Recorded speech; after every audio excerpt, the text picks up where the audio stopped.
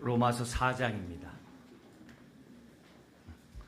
로마서 4장 9절에서 우리 14절까지 한 절씩 교도하시겠습니다. 4장 9절. 그러므로 이 복이 할례자에게냐 혹은 무할례자에게도냐? 무릇 우리가 말하기를 아브라함에게는 그 믿음이 의로 여겨졌다 하노라. 그런즉 그것이 어떻게 여겨졌느냐? 할례시냐 무할례시냐? 할례시가 아니요 무할례시니라.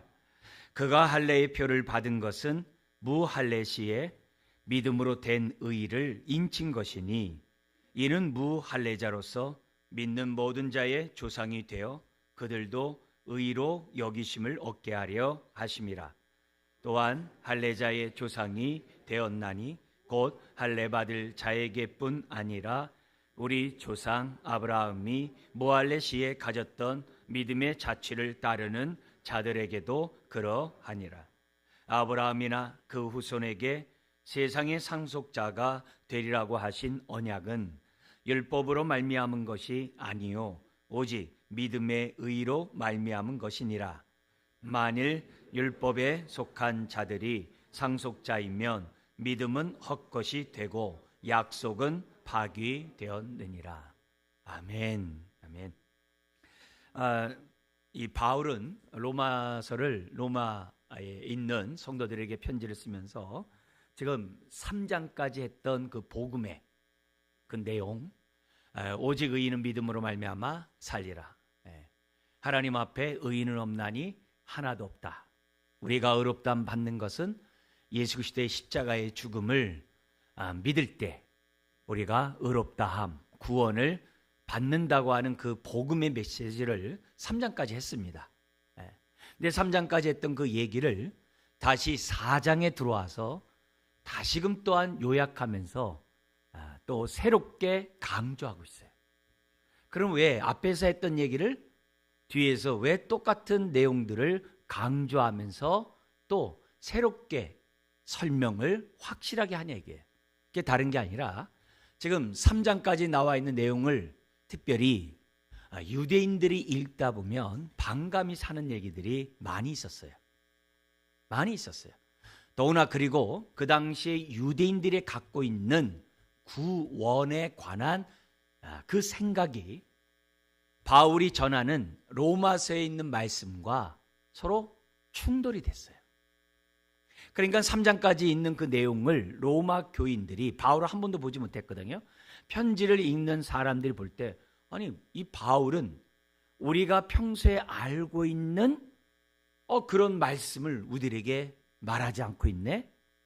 이런 반감 내지는 의심이 가는 이런 생각들을 갖게 되는 거예요.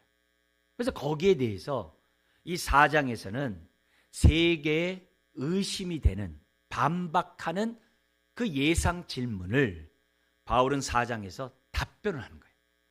그러면 그 예상의 질문이 왜 나왔느냐? 다른 게 아니에요. 바울이 3차, 1차, 2차, 3차 선교를 했었어요. 그리고 이제 3차 선교를 마무리하면서 예루살렘에 올라갔다가 죄수의 신분으로 로마로 압송이 되잖아요. 근데 그 압송되기 전에, 그러니까 그 예루살렘 올라가기 전에 로마서를 썼어요. 그러니까 1차 선교도 했고 2차 선교도 했고 3차 선교까지 했어요. 근데 바울이 선교할 때마다 어디를 중심으로 선교를 했죠? 전 세계에 흩어져 있는 유대인들을 중심으로 특별히 회당에 가가지고 유대인들에게 우리가 구약에서 오시마 약속하신 메시아 하나님 아들 그리스도 바로 그분이 예수 그리스도다. 이미 임했는데 예수 그리스도다. 근데 유대인들이 그 예수를 죽였도다. 그렇지만 하나님이 그 죽은 예수 그리스도를 3일 만에 다시 살리셨다. 이게 바울이 회당마다 가면서 전했던 그 복음의 핵심 내용이에요. 그러면 그런 내용에 어떤 유대인들은 믿었어요. 그러나 많은 유대인들이 반감을 산 거예요. 그래가지고 바울이 얼마나 많은 죽을 고비를 겪었는지 몰라요. 핍박도 많이 당했고 40대에서 한 대 감하는 그런 매도 여러 번 맞고, 유대인들이 바울을 죽이기까지 막 모임까지 결성하고 막 이런 사태가 벌어진 거예요. 그러니까 바울은 이미 유대인들하고 대화를 하면은 어떤 반감 속에 반대 질문을 할 것인지 이미 다 알고 있는 거예요. 그런 내용을 지금 어떻게 돼요? 이 4장에서 또다시 반영하면서 답변을 하고 있는 거예요. 그래서 반박 질문에 대해서 답변함으로 사람들이, 유대인들이 특히 그리스도인들에게 아니 할례가 필요 없다면 왜 하나님이 할례를 주라고 그랬지? 이런 말하면 답변할 게 있어야 되잖아요. 그럼 거기에 대해서 바울이 로마서 4장에서 했던 이 답변을 가지고 얘기하면 되는 거예요. 유대인들은 할례를 받지 않으면 구원이 없다고 했어요. 성경에서 그렇게 얘기 안 했거든요. 근데 너무나도 이 할례를 갖다가 너무나도 지나치게 확대 해석해가지고 할례를 받지 않으면 구원이 없다. 그래가지고요, 바울이 선교하면서 교회들을 세웠어요. 그 중에 가장 대표적인 교회가 갈라디아 교회예요. 갈라디아에 가서 복음을 전해가지고서 교회를 세웠는데, 바울이 다른 지역에 선교한 가러 간 사이에 유대 그리스도인들 중에, 유대인 중에 그리스도인들 중에 이방 그리스도인들에게 너희들이 구원받고 싶냐? 바울이 전한 복음은 부족해. 너희들이 예수 그리스도를 믿고 그 다음에 할례를 받아야 구원을 받아. 그러니까 이방 그리스도인들이 유대 그리스도인들이 얘기하니까 그런가 보다 해가지고 할례를 받은 거예요. 그 소식을 바울이 듣고 노발대발하면서, 바울이 쓴 서신에 보면 인사도 나오고 막 그러거든요. 그런 것도 없어요.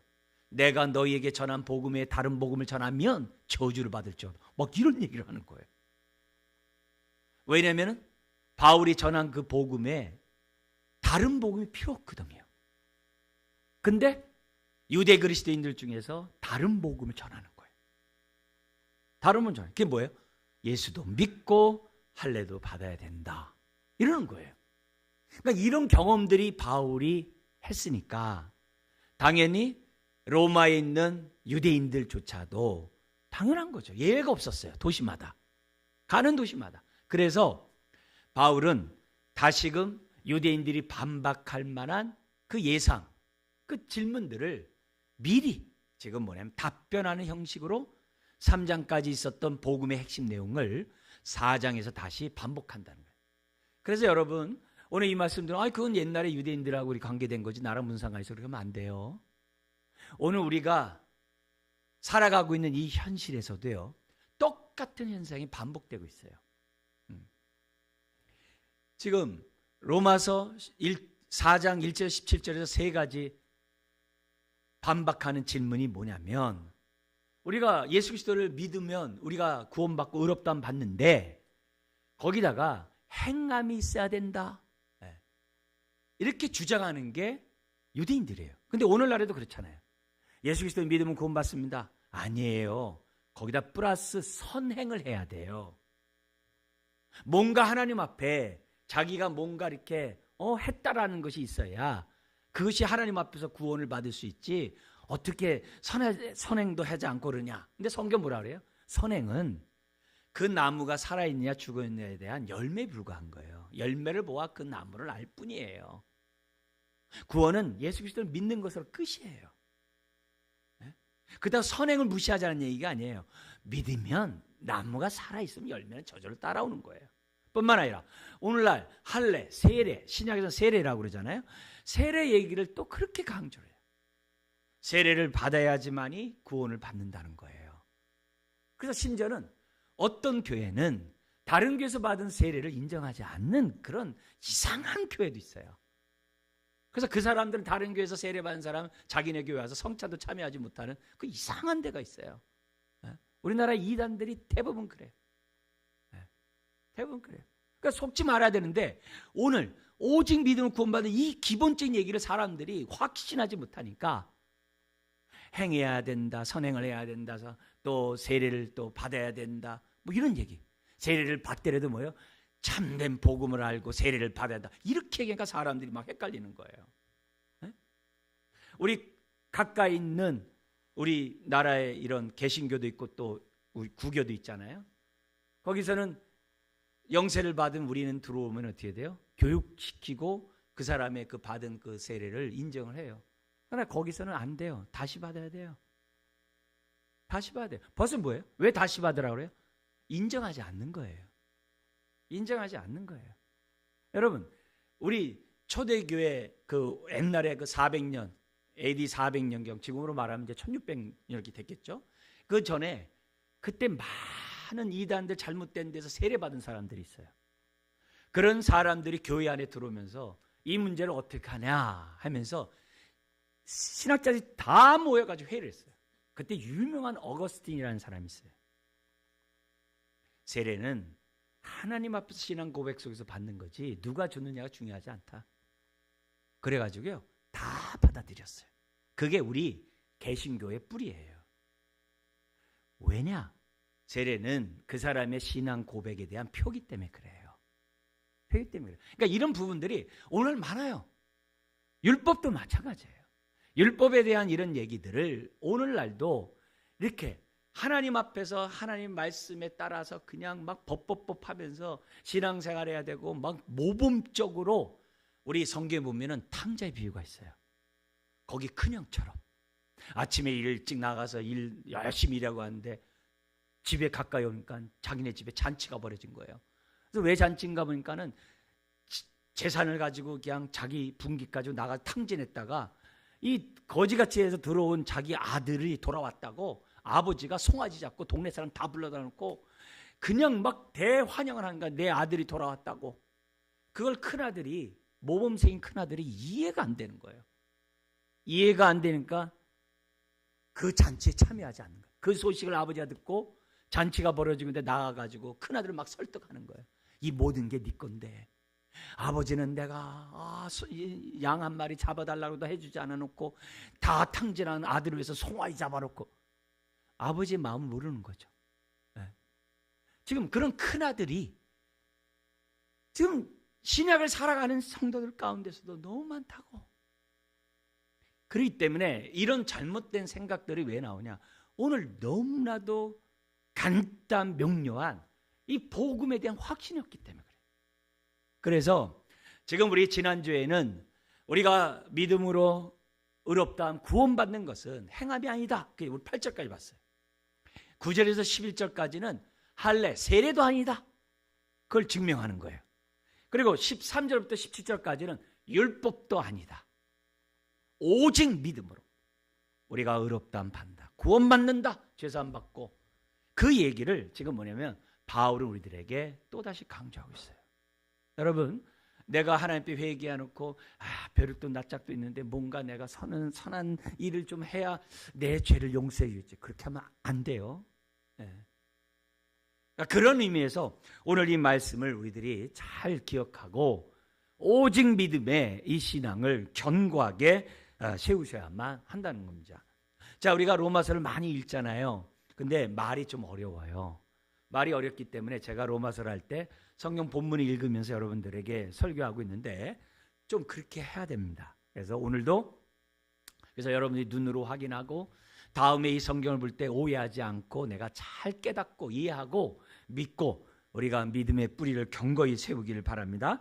9절에 11절 내용은 뭐죠? 할례가 아니라 오직 믿음. 세례가 아니라 오직 믿음으로 우리가 구원을 받는다. 이 얘기를 좀 보도록 하겠습니다. 9절에 이렇게 시작합니다. 그런즉 이 복은 무슨 복을 말하는 겁니까? 앞에 이 8절 그 이내에 있는 1절 8절에 있는 그 얘기를 해요. 핵심이 뭐죠? 예수를 믿기만 하면 죄산 받고 의롭다함 받는다. 그게 복이라는 거예요. 그래서 한 예가 뭐였었죠? 7절 8절에 내가 불법을 범했음에도 불구하고 회개하면은 사함을 받는 자, 그게 복이 있다. 또 죄를 졌는데도 불구하고 하나님께 회개함으로 하나님으로부터 이렇게 가려짐을 받는 자, 그가 복이 있다. 이게 진정한 복이라는 거죠. 심지어 8절에 주께서 그 죄를 인정하지 아니하실 사람은 복이 있다. 이게 뭐냐면요, 예수님이 십자가에서 죽으셨을 때 단번에 영원히 완전히 인류의 모든 죄를 다 짊어지고 모든 저주와 형벌을 다 담당하셨어요. 그게 십자가예요. 그걸 믿으면 그 놀라운 하나님의 죄사함과 의롭다함 받은 그 의가 옷 입혀지는 거예요. 우리 것이 되는 거예요. 믿으면 다 내 것이 되는 거예요. 그래서 예수님의 죽음이 나의 죄 때문에 죽은 건데 내 죄가 거기 있는 거예요. 주님은 부활했는데 내 죄는 부활하지 않는 거예요. 그래서 십자가를 보면은 내 죄가 저기 있고 예수님이 대신 짊어졌고 모든 진노, 형벌을 다 담당했다는 게 눈에 보이게 되는 거예요. 그게 믿음이에요. 그게 복이에요. 그래서 9절에 그런즉 이 복이, 그러니까 우리가 짓는 과거, 현재, 미래의 모든 죄는 이미 주님이 십자가에 다 도말한 거예요. 다 가져가신 거예요. 미래의 진 죄도요? 예, 그 죄의 형벌 다 가져갔어요.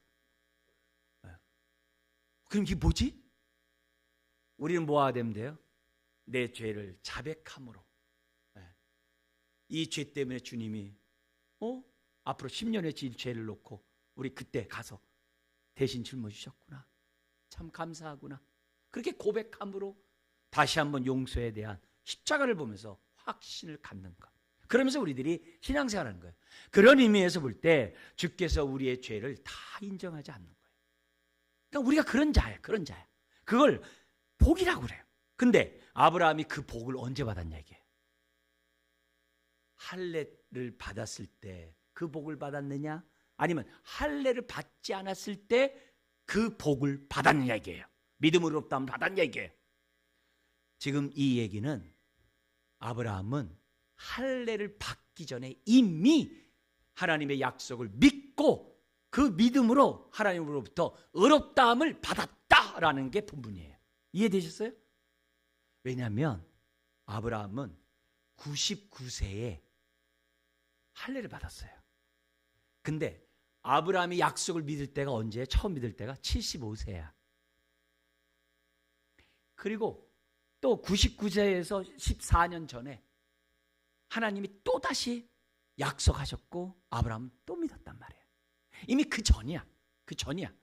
근데 유대인들은, 뒤에 태어난 유대인들은 뭐라 하는 거예요? 할례를 받음으로 의롭다함 받았다라고 착각을 한 거예요. 이해되셨어요? 그게 아니라는 것을 역사적으로 증명하는 것이 9절에서 12절입니다.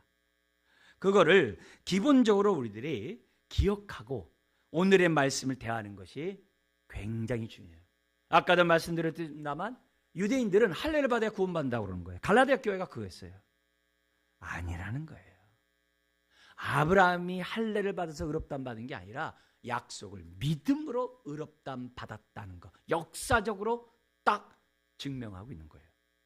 그래서 우리들이 이런 얘기들이 오고 오는 세대에 얼마나 많이 있겠어요. 그래서 바울이 좀 더 자세히 설명하면서 그런 질문이 올 때마다 말씀으로 잘 대답해 줄 것을 지금 어떻게 돼요? 계속해서 답변하고 있는 것이 오늘의 본문이라는 것을 이해해서는 안 됩니다. 그래서 첫 번째 그러한 우리 그 반박 질문에 대한 10절 답은 뭐예요? 아브라함이 언제 의롭다함 받았느냐? 할례 때냐? 아니다. 무할례 때다라고. 무할례 시라고. 시에 뭐냐면 믿음으로 의롭다함 받았다고. 이미 약속을 믿었다고 바울이 답변을 딱 하고 있어요. 자, 그러면 왜 할례를 줬어? 하나님이 왜 할례를 줬어 하면서 유대인들이 반박할 거 아니겠어요? 할례가 구원에 아무 도움이 안 된다면 그럼 왜 할례 받으라고 그랬어요? 이렇게 반박할 거 아니에요. 거기에 대한 답변을 이제 하는 거예요. 그래서 그 답변이 이제 11절 12절에서 하는데 한번 보세요. 11절이 두 부분으로 우리가 나눠져서 이해를 해야 됩니다. 첫 번째 부분은 상반절이에요. 그가 아브라함이 할례의 표를 받은 것은 무할례 시에, 할례를 받지 않았을 때 믿음으로 된 의를 인친 것이니. 할례가 뭐라고 그래요? 인친 거래요. 다시 한번요. 할례가 뭐라고요? 인치신 거예요. 오늘날 보면 음식이 나오면요, 국가에서 인증해가지고서 이렇게 딱 표시가 나와요. 요거는 믿을 만한 음식. 모든 제품에 딱 표가 있어요. 그죠? 인치는 표가 있어요. 이건 정부에서 인정합니다. 예. 세계에서 보건계에서 인정합니다. 딱 표가 있어요. 할례가 뭐냐? 이미 바울이 하나님의 약속을 믿음으로 의롭다함 받았다는 것을 뭐예요? 하나님이 인정하는 게 할례라는 거예요. 아멘?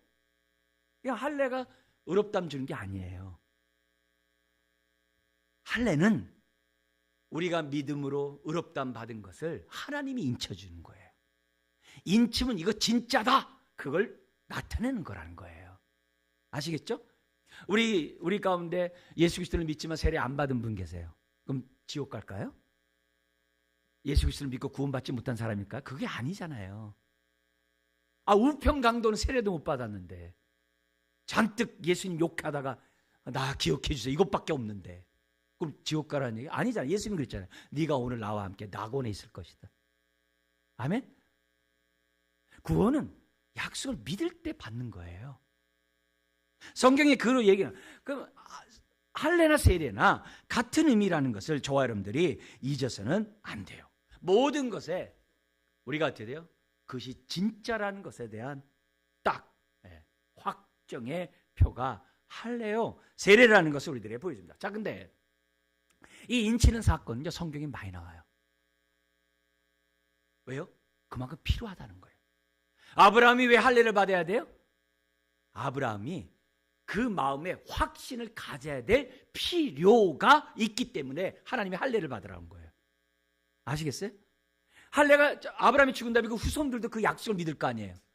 그러면 30년, 40년, 100년, 300년, 500년 가면 어떻게 돼요? 다 희미해져요. 아시겠죠? 그러니까 잊지 말라고 할례를 준 거예요. 그래서 유대인들이 그 할례의 그 법도에 따라 예수님 때까지 지금 온 거예요. 그러니까 할례를 얼마나 중시 여기겠어요. 근데 그 할례가 구원 얻는데 아무 소용이 없다고? 그러니까 유대인들이 반발하는 거죠. 반발하는 거죠. 그런 배경을 이해하면서 우리들이 본문을 보는 것이 굉장히 중요합니다. 근데 이 진짜에 대한 보증의 인침이 어디 우리가 보냐면요, 예수님에게도 나와요. 예수님이 오병이어로 물고기 2마리하고 떡 5덩이로 장정 5,000명을 먹게 하시고 12광주리를 나타낸 사건이 있었어요. 그거는 출애굽한 이스라엘 백성이 광야에서 40년 동안 만나를 먹인 거에 대한 성취예요. 근데 그 오병이어를 통해서 그걸 눈으로 다 본 백성이 뭐라 그래요? 우리가 기다렸던 모세가 얘기했던 그 선지자가 바로 이분이구나 해가지고 예수님 왕으로 삼으려고 했어요. 그래서 이 유다가 로마로부터 정치적인 독립을 해가지고 이 성경이 이루어지기를 굉장히 원했어요. 근데 예수님은 유대인만의 에게 그 왕이 아니었던 거예요. 온 세계의 왕으로 오셨지 그 유대 민족을 위해서만 온 게 아니에요. 그러니까 우리 정치적으로 왕이 되는 것을 거부하셨잖아요. 그러니까 제자들은 막 거기 들떠 있는데 빨리 저 건너편으로 가라, 배 타고 가라. 그리고 예수님은 한적한 곳에 기도하러 가시지 않습니까? 이제 그러다가 이제 풍랑도 만나고 해서 그 풍랑의 이런 모든 모습들 하여튼 이런 속에서 이 건너갔다가 이제 예수님이 다시 돌아와요. 돌아오는데 사람들이 찾은 거예요. 예수님 찾는데 어디 계셨어요? 우리가 많이 찾았어요. 그러니까 예수님이 이런 말씀하셨어요. 그게 요한복음 6장 26절 27절이에요. 뭐라고 그러냐면 이렇게 얘기합니다. 26절에 6장 26절에 예수께서 대답하여 이르시되 진실로 너에게 이르노니 너희가 나를 찾는 것은 떡을 먹고 배부른 까닭이로다. 오늘날 우리 표현을 쓴다면요, 복받기 위해서 예수 믿는다 이 말이에요. 기복신앙을 가지고 나를 찾았다는 거예요. 그러니까 27절에 이런 얘기를 해요. 썩을 양식을 위하여 일하지 말고 영생하도록 있는 양식을 위하여 하라. 썩을 양식과 영생하도록 하는 양식이 다르다는 걸 얘기하잖아요. 그러면서 이 양식은 인자가 인자, 사람의 아들 바로 예수님 자신을 말해요. 인자가 너에게 주리니. 인자는 아버지 하나님께서 뭐한 자라고요? 인치신 자니라. 뭐 진짜라 이 말이에요. 하나님이 진짜로 하나님의 보냄을 받았다고 한 그 사람이란 거예요. 그래서 인쳤다고. 그러면 여러분 성경에 보면은 예수님이 하나님부터 인침을 받았다라고 딱 한 사건이 어디 있었을까요? 예수님이 이 말씀하기 이전에 사람들 앞에서 하나님부터 보냄을 받았다라고 진짜라고 내가 보낸 하나님의 아들 메시아라고 인친 사건이 뭘까요? 그게 세례받은 사건이에요. 예수님은 세례 안 받아도 돼요. 왜? 죄가 없으니까. 그래서 세례 요한이 예수님에게 내가 당신에게 세례를 받아야 되는데 왜 나한테 받으려고 합니까? 아니다. 내가 세상 죄를 대신 짊어지고 가 그런 어린 양이기 때문에 세례 요한 당신 나에게 빨리 세례를 줘서 하나님의 의를 이루십시오. 세례를 받으셨어요. 그리고 땅으로 올라오니까 어떤 일이 벌어졌죠? 하늘문이 열리고 성령이 비둘같이 예수님에게 임하고 하늘에서 하나님의 음성이 나는데 뭐요? 이는 내 사랑하는 자요 내 기뻐하는 자라. 할렐루야. 세례 요한이 성령님으로부터 음성을 들었어요. 나중에 네가 어떤 사람의 세례를 줄 때 그에게 성령이 임하면 그가 바로 구약에서 예언한 메시아인 줄 알라라고 미리 알려줬어요. 그러니까 예수님에게 성령이 임하고 하늘의 음성이 난 것을 갖다가 세례 요한이 다 보고 들은 거예요. 그러니까 다음날 예수님이 지나갈 때 세례 요한이 자기 제자들 앞에서 얘기하잖아요. 보라, 세상 죄를 짊어지고 하는 하나님의 어린 양이로다. 세례 요한이 증언한 거. 그러니까 여기에 진짜라고 인친 사건은 뭐냐면 모든 우리 신학자들이 다 얘기한 게 뭐냐면 예수님이 세례 받았을 때다. 그게 진짜라고 하나님이 인쳤다. 예수님 자신이 인침을 받았다라고 얘기를 해요. 그러면 아브라함도 인침 받았다 그러고 할례로 예수님은 성령을 통해서 인침 받았다 그러고 그러면 저와 여러분들은 인침 받았을까요? 안 받았을까요? 안 받으면 구원 못 받아요. 당연히 진짜 하나님에게 인정을 받을 너는 내 참된 나의 자녀야. 인침을 도장을 받아야죠. 인침을 받아야죠. 인침 안 받으면 구원 안 받은 사람이에요. 그럼 인침 받은지 안 받은지 알까요? 모를까요? 안 돼요.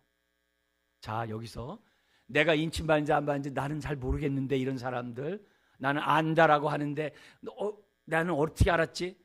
주목해서 잘 들으셔야 돼요. 성경대로 우리가 이해하고 믿음을 가져야 됩니다.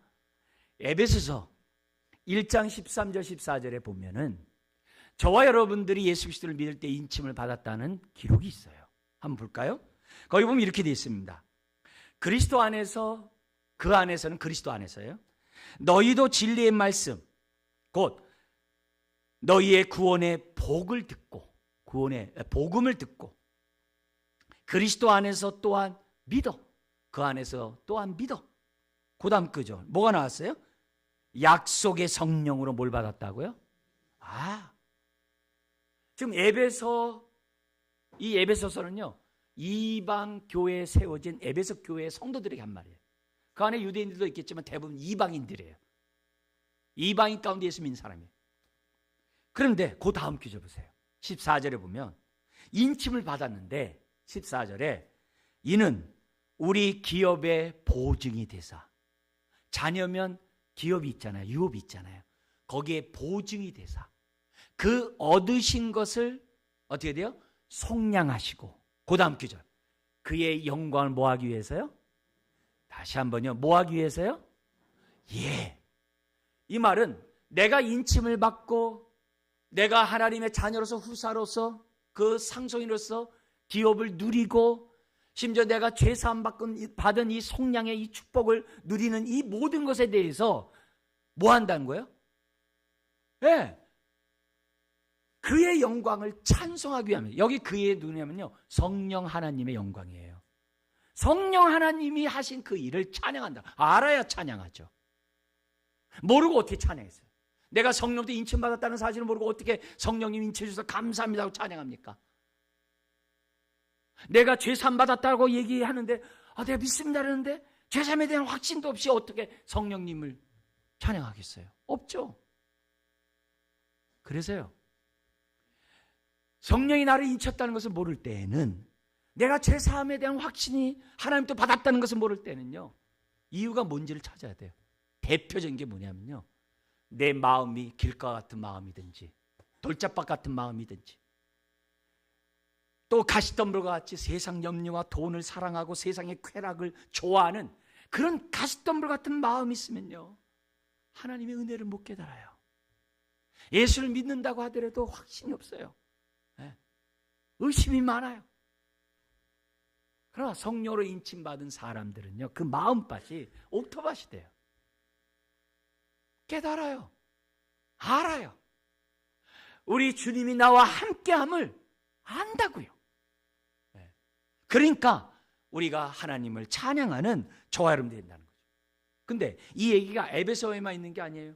고린도후서 1장 21절 22절에도 똑같아요. 성령이 고린도 교회 성도들에게 너희들을 다 성령이 인치셨다라고 다른 곳에서도 모든 성도에게 말씀하고 있다는 거예요.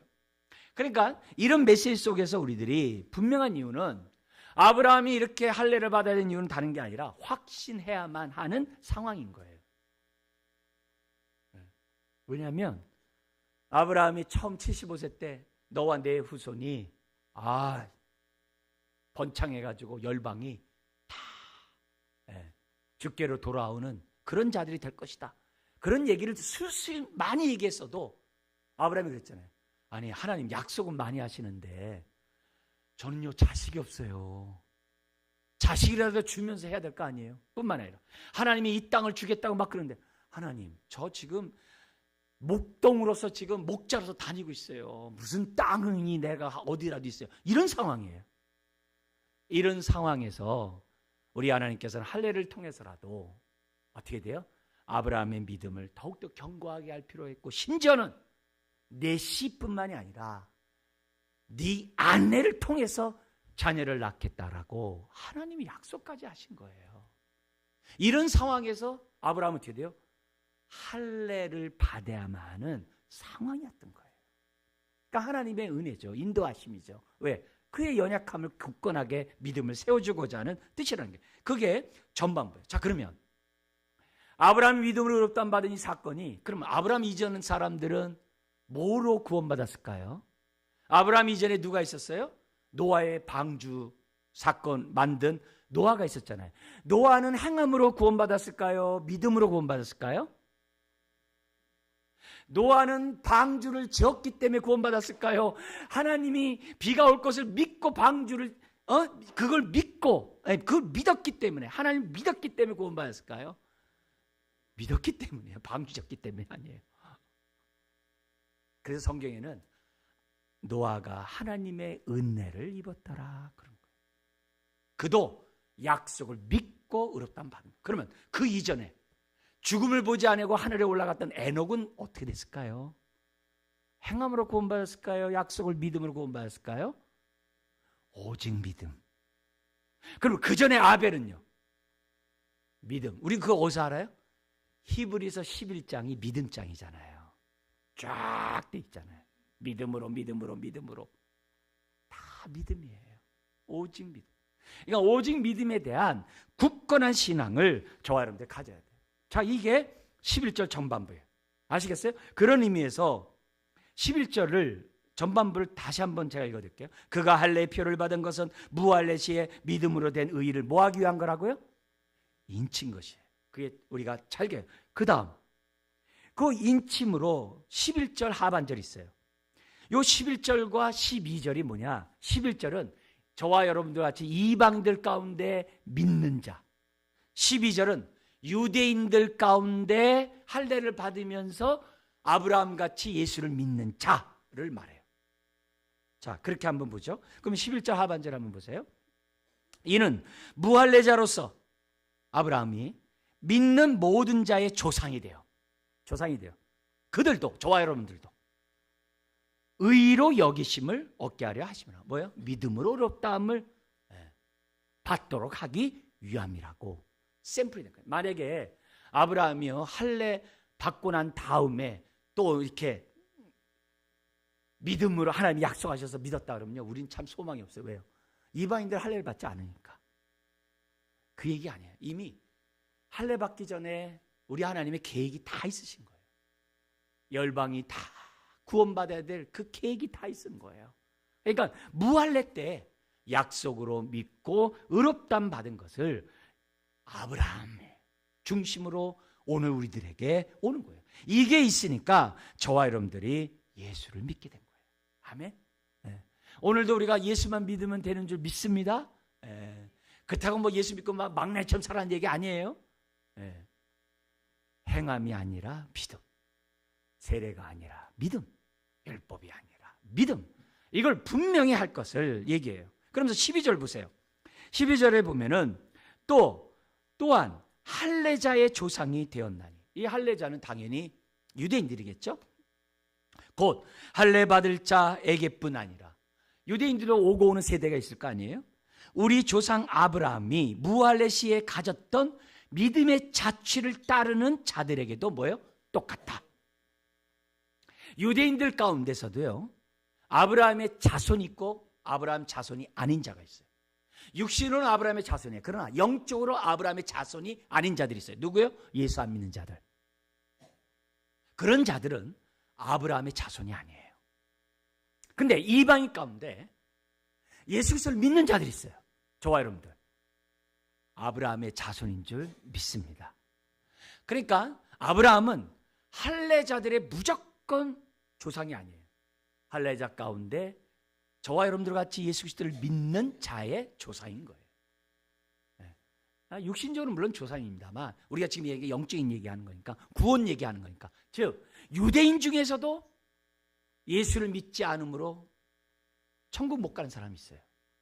이방인들 중에서도 다 멸망받지 않는 게 아니라 저와 여러분들 같이 예수 믿어서 구원받아 천국 가는 자들도 있는 줄 믿습니다.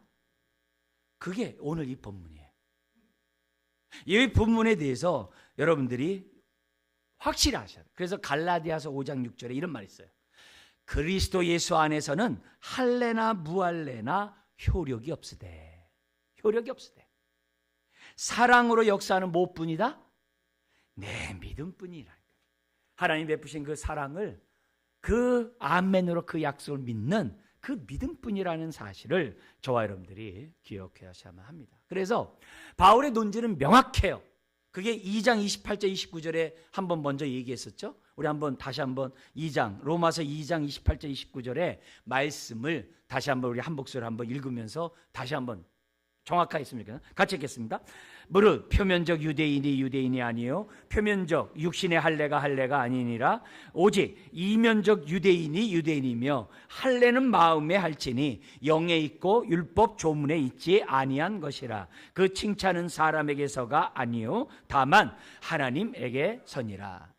할례는 육신으로 이렇게 하는 게 아니라 마음에 할례하는 것이 진짜 할례라는 거예요. 근데 마음의 할례는 뭐라고요? 영으로 한다. 즉 성령으로 한다는 거예요. 근데 이 얘기를 누가 한 거예요?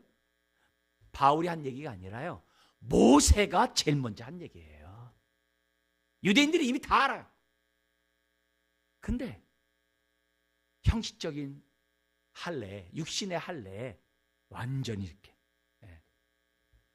그의 마음들이 쏠려가지고 오해하는 그런 신앙을 갖고 있었다는 것을 성경 우리들에게 가르쳐주고 있습니다. 중요한 거는 믿음이에요. 오늘도 우리가 하나님 앞에 가는 것은요, 믿음으로만 가는 줄 믿습니다. 거기에 흔들리면 안 돼요. 에이, 그래도 좀 선행을 베풀어야죠. 에이, 그래도 율법에 따라서 좀 이렇게 범생이 되고 그게 다 이렇게 해야죠. 뭘 속지 마세요. 세례, 당신이 받은 세례나 못 믿겠어 이런 데는 쳐다도 보지 마세요. 네. 그런 데는 아주 발도 붙이지 마세요. 그렇게 잘못된 모습으로 오늘도 유혹하고 있는 모습이 있어요. 옛날에 정 오래전입니다만 구원의 커트라인이라는 책도 있었어요. 그게 뭐냐면은 거기 때문에 한국교회가 또 휙 휩쓸렸어요. 믿음으로 안 된대요. 플러스 뭐가 또 있어야 된대요. 믿음에 뭐가 있어야 된대요. 그렇게 또 성도들 현혹하고 훈련 받아야 된다, 뭐 성경 공부해야 된다, 뭐 여러분 하나님의 자녀가 되는 것은요, 믿으면 됩니다. 그리고 자라가면 되는 거예요. 거기에 대해서 우리가 구원의 조건을 다른 거 따라서는 안 됩니다. 자, 근데 바울은 여기서 끝나지 않고요. 바울이 약속을 믿어 의롭다 받았다고 그랬잖아요. 그럼 그 약속이 뭐냐 이게. 그 내용을 오늘 좀 더 보겠어요. 근데 이거를 우리 성도님들이 그냥 믿으면 아멘. 난 믿어가겠죠. 이렇게 해서 참 안타까워요. 그러지 말고 뭘 믿느냐. 그게 중요한 거예요. 그죠? 뭘 믿어서 아브라함이 의롭다 받았겠어요. 내용이 중요해요. 우리가 예배 드리기 전에 사도신경 고백할 때 그 내용이 중요한 것처럼 우리가 내용을 알아야 돼요. 여기 보면은 물론 이제 13절에서부터는 뭐냐면 이제 율법도 아니라 오직 믿음이라는 속에 나온 얘기입니다. 13절 우리 같이 한번 읽겠습니다. 아브라함이나 그 후손에게 세상의 상속자가 되리라고 하신 언약은 율법으로 말미암은 것이 아니요 오직 믿음의 의로 말미암은 것이니라. 아멘. 자, 여기서 보면은 아브라함이나 그 후손에게 세상의 상속자가 되라고 하신 언약. 이 언약은 14절에 약속은 같은 말이에요. 뭐로 된 게 아니라고요? 율법이 아니라 믿음이라고 했어요. 자, 근데요. 여기에 아브라함이나 그 후손. 그러면 아브라함의 후손이 많을까요? 작을까요? 많죠. 하늘의 별과 같이 많다고 그랬으니까. 근데요. 그러면 성경에서 후손들이라고 써야 되잖아요. 그죠? 근데요. 우리 성경에 뭐로 써 있어요? 단수로 써 있어요. 복수가 아니라 단수예요. 후손. 그 후손 앞에 이라고 써 있어요. 그 밑에 내려가 보니까 이가 씨라고 돼 있어요. 씨도 같은 말이에요. 근데 단수예요. 자, 보세요. 그러면 여기서 우리가 후손들이라고 하지 않고 왜 후손이라고 했을까? 씨들이라고 하지 않고 성경 왜 씨라고 했을까? 정말 그렇게 단수로 얘기했을까? 잠도 우리가 눈에 확인하면요. 100세 얻은 이삭을 하나님이 번제물로 바치래요. 그러니까 아브라함이 두도만 아주 그냥 가서 아브라함을 바칩니다. 바치려고 했을 때 아브라함의 생각은 이 씨로 이삭을 통해 하늘의 별과 같이 많겠다고 했으니까 내가 이삭을 죽여도 하나님은 살릴 거야. 이렇게 믿음으로 진짜 죽이려고 했어요. 그런데 하나님이 다른 제물을 준비했다가 그 제물로 번제물 드리게 했잖아요. 그러면서 하나님이 아브라함이 하신 말씀이 있어요. 잠깐 들려드릴게요. 창세기 22장 16절에서 18절인데요. 16절에 이렇게 돼 있어요. 이르되 여호와께서 이르시되 내가 나를 가리켜 맹세하노니 네가 아브라함이 이같이 행하여 내 아들 내 독자도 아끼지 아니하였은즉 내 아들 내 독자도 아끼지 아니하였은즉 17절에 놀라운 얘기 나와요. 2장 10절 같이 한번 읽어볼까요? 내가 내게 큰 복을 주고 내 씨가 크게 번성하여 하늘의 별과 같고 땅의 바닷가의 모래 같게 하리니 내 씨가 그 대적의 성문을 차지하리라. 그 다음 18절도 한번 보겠습니다. 또 내 씨로 말미암아 누가요? 천하 만민이 복을 받으라. 이스라엘만 복 받는 게 아니에요. 저와 여러분도 복 받는 거예요. 근데 여기에 씨와 후손이에요. 근데 이게 단수예요, 복수예요? 단수라는 걸 기억하셔야 돼요. 자, 그러면 이 후손은 누구냐 이게요. 단수를 왜 기록했냐 이게요. 여기에 대한 답변을 갈라디아에서 딱 해답이 나왔어요. 갈라디아서 3장 16절 한번 보겠어요. 갈라디아서 3장 16절에 보면 그 후손, 그 씨가 누군지 답을 쫙 했어요. 성경을 해석해야 되잖아요. 뭐라고 돼 있냐면 이렇게 돼 있어요. 이 약속들은 아브라함이 한 약속들은 아브라함과 그 자손에게 말씀하신 것인데 여럿을 가리켜 그 자손들이라 하지 아니하시고 그 다음 구절 같이 한번 읽겠습니다. 오직 한 사람을 가리켜 내 자손이라 하셨으니 곧 다시 한번 곧 할렐루야. 다른 게 아니에요. 자손은 누굴 말해요? 그리스도예요. 메시아를 얘기해요. 후손은 누굴 얘기해요? 그리스도, 메시아를, 예수님을 얘기해요. 그러니까 아브라함에게 내 후손, 내 씨가 다 뭘 얘기한 거예요? 메시아가 오면, 하나님의 아들 그리스도 메시아가 오면 그를 통해서 열방이 예수를 믿고 구원을 받을 터인데 그 숫자가 하늘의 별같이 많을 것이라고 딱 해석해놨어요. 아멘? 여기에서 여러분들 흔들리면은 안 됩니다. 자, 그러면 우리는 뭐예요? 이 자손이 예수님이라면 저와 여러분들은 뭐예요? 뭐야 이게 지금? 뭘 가는 거예요? 우리 한 구절 볼게요. 로마서 8장 17절에 보면 바울이 우리의 궁금증을 해결해 주는 답을 써놨어요. 로마서 8장 17절 한번 볼게요. 거기 17절에 보면 같이 읽어볼까요? 자녀이면 또한 상속자여 곧 하나님의 상속자여 그리스도와 함께한 상속자니 우리가 그와 함께 영광을 받기 위하여 고난도 함께 받아야 할 것이니라. 아멘. 현재의 고난은 장차 올 영광과 좋게 비교할 수 없다 하면서 하는 얘기예요. 여러분, 저와 여러분들은 하나님의 자녀예요. 자녀는 뭐라고 그래요? 상속자래요. 하나님의 상속자. 근데 누구와 함께 상속자라고 되세요? 거기에요? 그리스도와 함께. 누구와 함께? 그리스도와 함께 상속자가 되는 거예요. 이 말 다른 말하면요, 예수 그리스도 안에 있을 때 우리가 뭐예요? 하나님의 자녀가 되고 하나님의 상속자가 된다는 말씀이에요. 아멘. 그래서 그 영광을 받으려고 하느냐? 그럼 그리스도와 함께 고난도 받아야 한다는 거예요. 그러니까 오늘 우리가 하나님의 자녀로 하나님의 상속자는 어디 안에 있을 때만 가능한 거예요? 예수 그리스도 안에 있을 때만, 예수 그리스도와 함께 있을 때만 가능한 줄 믿습니다. 그러면 아브라함 이전에 후손 얘기했을까요? 안 했을까요? 아브라함 이전에 하나님이 후손을 보내주시겠다고 예언했었을까? 약속하셨을까? 안 했을까요? 했죠. 그게 어디 나와요? 창세기 3장 15절. 아담과 하와가 선악과를 따먹고 죄를 지었을 때 온 사탄 마귀 그 뱀으로 나온 사탄에게 우리 하나님 말씀하시죠. 뭐라고 얘기했어요? 제가 읽어드릴게요. 내가 너로 여자와 어떻게 돼요? 원수되게 하고 내 후손도 여자의 후손과 원수되게 하리니 여자의 후손은 내 머리를 상하게 할 것이요 너는 그의 발꿈치를 상하게 할 것이라 하시고. 그러면 여기 여자의 후손 누굴 말해요? 그게 바로 예수 그리스도를 말한다고 성경은 계속 얘기하는 거예요. 아시겠죠? 그러니까 아브라함에게 했던 후손이 처음이 아니에요. 이미 아담과 하와의 그 상시에 먼저 얘기했다는 사실을 저와 여러분들이 잊어서는 안 됩니다. 그러므로 오늘 우리들에게 정말 놀라운 축복의 말씀이 그거잖아요. 에베소 2장 12절 13절을 보면 우리가 예수 그리스도를 믿기 전에는 그리스도 밖에 있었고요, 약속의 축복의 밖에 있었고요, 하나님의 구원의 밖에도 있었고요, 하나님의 자녀도 아니었고요. 근데요, 예수 그리스도 믿고 나니까 성경에 뭐라고 돼 있냐면은 이렇게 돼요. 뭐라고 되냐면 그때 너희는 그리스도 밖에 있었고 이스라엘 나라 밖에 사람이다. 약속의 언약들에 대한 외인이요 세상에 소망도 없고 하나님도 없던 자더니 이제는 너희가 그리스도 예수 안에서 그리스도의 피로 가까워졌느니라. 아멘. 네. 유대인 중에서도 예수 그리스도를 믿는 유대인들과 이방인 가운데서 예수 그리스도를 믿는 저와 여러분들과 같은 사람들이 하나님의 자녀가 되어 하나님의 후사, 상속자가 되어서 이 모든 축복을 누린다는 거예요. 여러분, 예수 그리스도를 믿으면 다 왕 같은 제사장이요 그랬거든요. 이게 도대체 그게 무슨 소리야?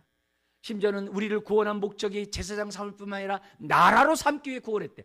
도대체 나라는 또 뭐야? 이런 게 막 나와요. 근데 그게 다른 게 아니라 왕이신 예수님과 함께 왕 노릇하며 제사장이신 예수님과 함께 제사장 노릇을 하는 그런 축복을 예수 안에서 누린다는 말이에요. 그건 나중에 또 보도록 하고, 우리가 그만큼 모든 축복은 예수 안에서 다 누리는 줄 믿습니다. 오늘 다시 한번 우리들이 신앙생활하면서 내가 뭘 믿지? 다른 게 아니에요. 하나님의 아들 메시아 예수 그리스도를 믿는 거예요. 근데 어떤 걸 믿어야 돼요?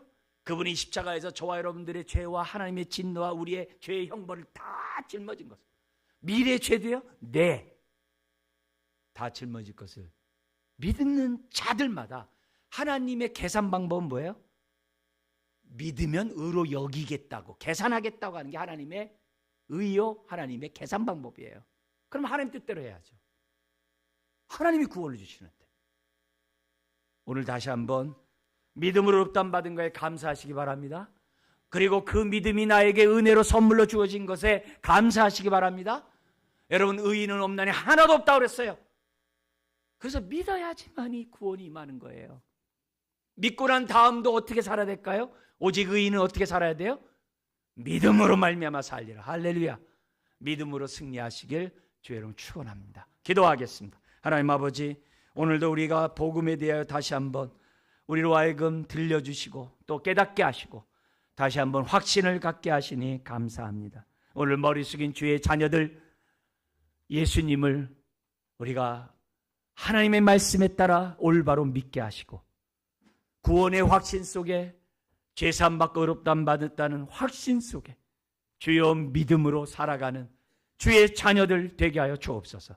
하나님 앞에 나올 때도 예수 그리스도를 믿음으로 나오고 세상을 향해 살아갈 때도 예수 그리스도를 믿는 믿음으로 살아가는 자녀들 다 되게 하여 주옵소서. 예수님의 이름으로 기도드리옵나이다. 아멘. 찬송가